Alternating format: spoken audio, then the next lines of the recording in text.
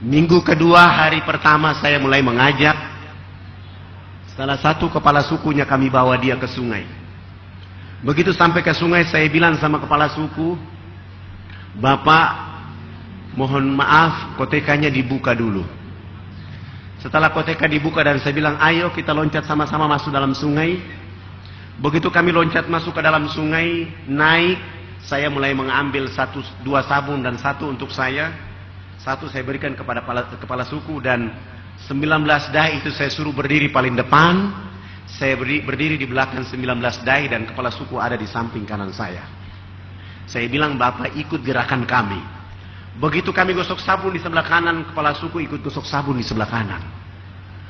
Begitu kami gosok sabun di sebelah kiri, beliau ikut gosok sabun di sebelah kiri. Sesudah itu saya mengganti sabun dengan sampo.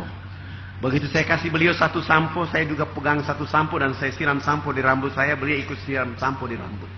Rambut kami orang Irian itu kalau belum kena air dengan sampo itu rambut tenang-tenang saja. Begitu beliau mulai siram sampo dan dia keramas, rambut keribu keriting itu dia mekar kayak bunga yang berkembang. Sehingga busa sampo itu makin tinggi. Begitu makin tinggi jatuh kena di hidung kepala suku. Begitu dia mencium harum dari sampo langsung pergi, tidak mau lagi bilas dengan air.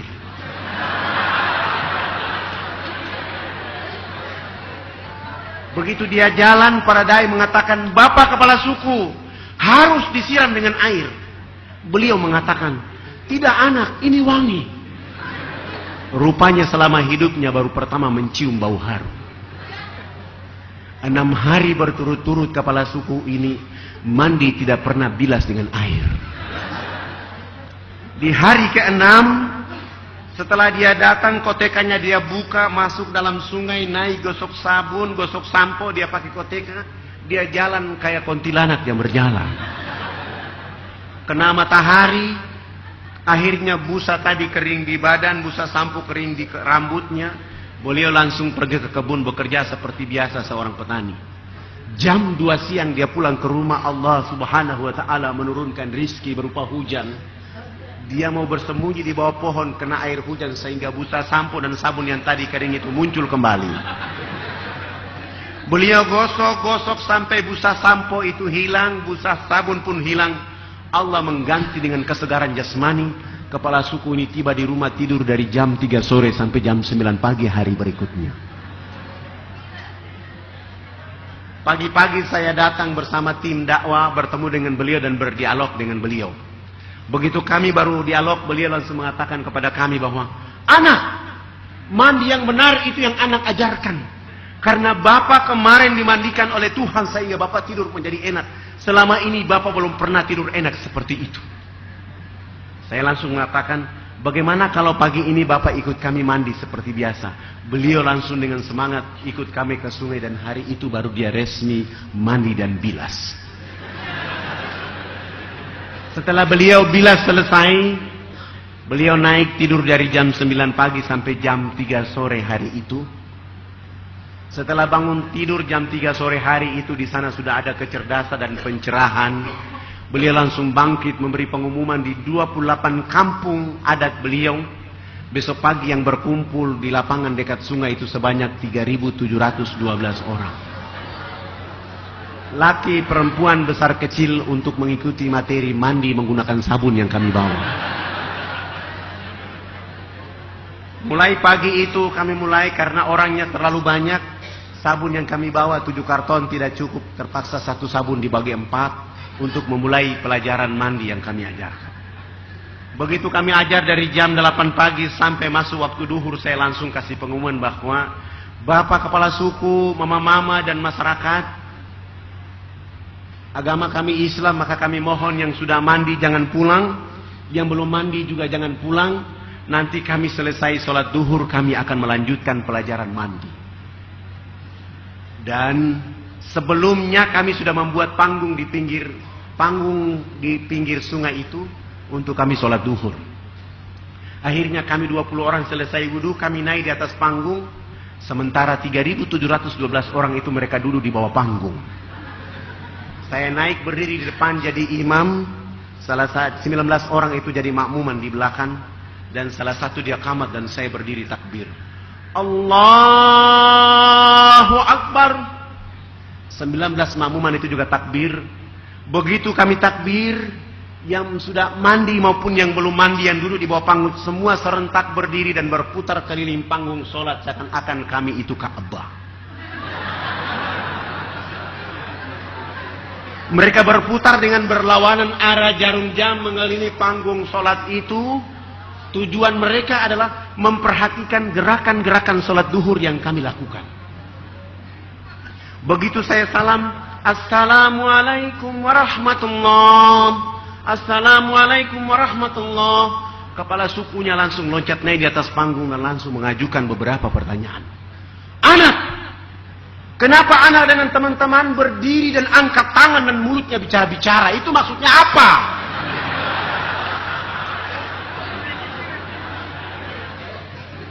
Saya langsung memuji Allah, subhanallah, ini baru mandi sudah cerdas begini.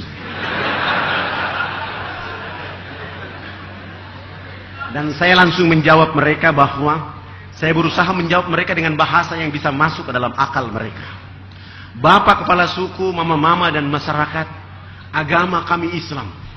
Di dalam agama kami diperintahkan oleh Tuhan Allah Sang Pencipta dalam satu hari 5 kali menghadapnya di saat dan waktu yang ditentukan. Tadi kami berdiri mengangkat tangan, itu artinya kami menyerahkan sepenuhnya kehidupan, jiwa dan raga kami kepada Dia Allah yang Maha Besar. Yang kami bicara itu adalah Allah Maha Besar, sementara kami adalah sangat kecil di atas bumi. Sehingga tangan kiri ini malu menutup dada kami, tangan kanan pun malu menutup tangan kiri dan tangan kanan. Terserah Allah. Mau menghukum kami terserah, mau kasih hadiah kepada kami terserah. Karena kami sudah menyerahkan sepenuhnya jiwa raga kami kepada Dia Allah yang Maha Besar itu. Beliau langsung mengatakan, oh, ini agama yang benar. Menurut Bapak kami sudah Islam. Saya kira pertanyaannya sampai di situ saja, ternyata beliau mengajukan pertanyaan berikutnya. Kenapa sesudah itu anak dengan teman-teman bongkok badan? Maksudnya kenapa ruku? Saya juga berusaha menjawab, kami bongkok badan itu supaya kami melihat di bumi itu ada tanah, ada pasir, ada batu, ada air, ada hewan, ada tumbuhan. Semua itu fasilitas dari Allah kepada manusia. Dinikmati, dilindungi, dipelihara karena masih ada manusia berikutnya. Begitu saya jawab, beliau mengatakan bahwa, ini agama yang benar. Menurut Bapak kami sudah Islam. Saya juga kira sudah berhenti di situ, ternyata beliau terus memburu dengan pertanyaan berikutnya. Kenapa sesudah itu anak dengan teman-teman tunduk mencium papan? Maksudnya kenapa sujud?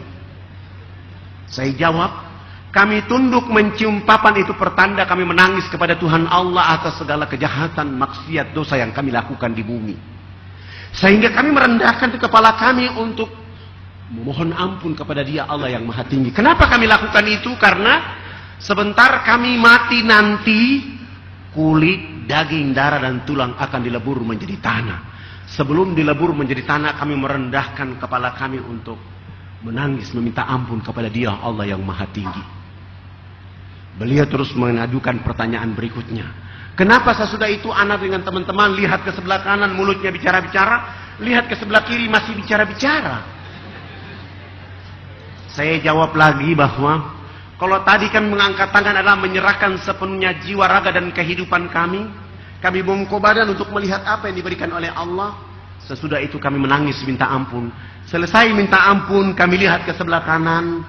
Kalau belum ada, kami lihat saudara-saudara kami ada yang belum tahu mandi. Tugas kami mengajarkan mereka bisa tahu mandi. Melihat ke sebelah kiri, kalau belum ada orang yang tahu berpakaian, tugas kami mencari pakaian untuk menutup badannya. Ada yang sakit, tugas kami mencari obat. Ada yang lapar, tugas kami mencari makan. Sehingga hubungan kami dengan Tuhan Allah terus berjalan. Dan komunikasi kami dengan siapa saja manusia di bumi. Sehingga menjaga alam ini terus damai, tentram. Untuk beribadah kepada Allah subhanahu wa ta'ala. Begitu mendengar penjelasan saya dan kepala suku mengatakan bahwa kalau begitu kamu 20 orang tidak boleh duduk di atas panggung, kamu turun duduk di bawah. Akhirnya kami 20 semua turun duduk di bawah panggung. Mereka 6 kepala suku naik di atas itu menggantikan kami. Mereka bukan sholat, tetapi mereka rapat adat untuk membahas kehadiran kami di wilayah mereka saat itu. 1,5 jam kemudian kepala suku besarnya berdiri dan menyampaikan pengumuman kepada mereka dengan bahasa mereka. Wah, wah, wah, wah, hubulakanayat. Saya saat itu dan kami saat itu tidak tahu apa, tidak mengerti bahasa itu. Tapi begitu saya tanya kepada orang yang ada di samping saya, subhanallah, artinya sangat luar biasa. Hari ini kita senang, hari ini kita gembira karena anak-anak ini sudah datang mengajarkan agama yang benar. Dalam rapat adat kami menyatakan bahwa kita semua yang ada di lapangan harus mengikuti agama yang mereka ajarkan. Begitu kami mendengar terjemahan itu, akhirnya kami 20 orang semua langsung sujud syukur dan menangis kepada Allah.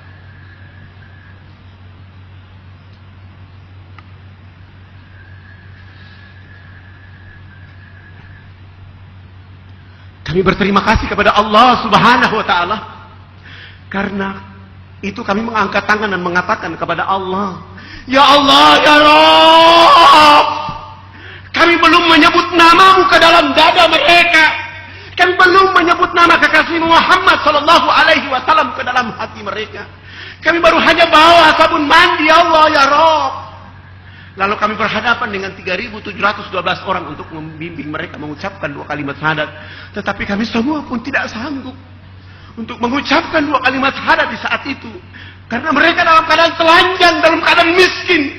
Tapi wajah mereka begitu tulus untuk mengucapkan asyhadu an la ilaha illallah wa asyhadu anna Muhammad Rasulullah. Ya Allah, ya Rabb, kuatkan dakwah ini. Ajari kami dakwah ini agar kami terus bersama mereka. Sehingga telanjang itu berubah menjadi cahaya bagi kehidupan mereka. Ya Allah, ya Rabb. 1 minggu itu membuat kami tidak akan kuat.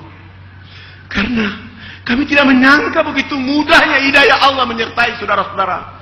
Dan kami tidak memberikan mereka apa-apa kecuali membawa sabun mandi, pakaian terbatas itu untuk mereka. Setelah 1 minggu mereka mengucapkan 2 kalimat syahadat selesai, kami berusaha untuk membimbing mereka ke arah yang lebih baik dengan cara merubah dan mengganti nama-nama mereka. Sehingga yang nama Yohanes, nama Paulus, Wilhelmus kami ganti semuanya. Paulus kami ganti nama dengan nama Ibrahim, Wilhelmus kami ganti nama dengan nama Abu Bakar. Dan nama-nama seperti itu paling layak kepada orang Irian ketika masuk Islam. Sangat lucu kalau ada orang Irian masuk Islam, rambutnya keriting, badannya hitam keling, dipanggil Cecep.